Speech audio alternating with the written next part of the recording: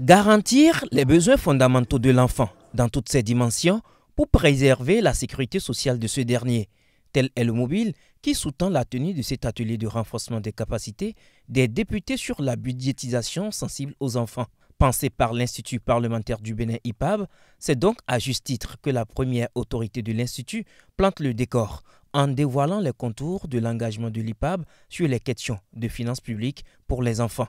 Au cours d'une séance de travail, le lundi 15 janvier 2024 à Cotonou, la représentante résidente et ses collaborateurs ont convenu de s'engager auprès de l'IPAB et notamment à l'organisation d'une activité pour sensibiliser les députés pour une meilleure prise en charge des préoccupations liées à l'enfance à l'occasion de l'examen du projet de loi de finances de l'État.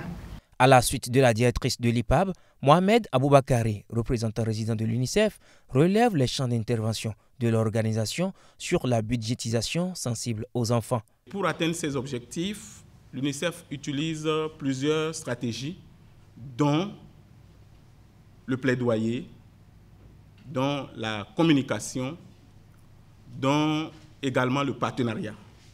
Et c'est dans ces cadres que la représentante président de l'UNICEF au Bénin, a rencontré le président de l'Assemblée nationale et les deux responsables ont échangé sur la collaboration, le partenariat entre l'Assemblée nationale et l'UNICEF.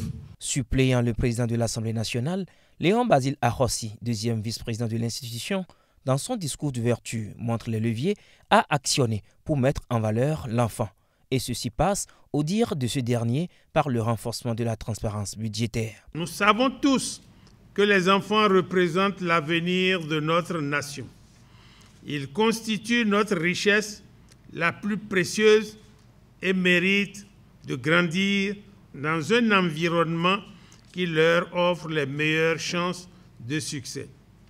Cependant, pour garantir ce futur radieux, il est impératif d'intégrer la dimension enfantine dans nos processus budgétaires et de veiller à ce que les ressources allouées soient effectivement dirigées vers les programmes qui bénéficient directement à nos enfants.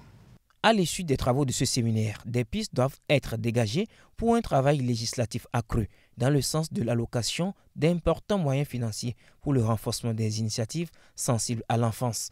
Le souhait de tous les participants est que le prochain débat d'orientation budgétaire soit la rampe de lancement et des communications ont été présentées dans ce sens.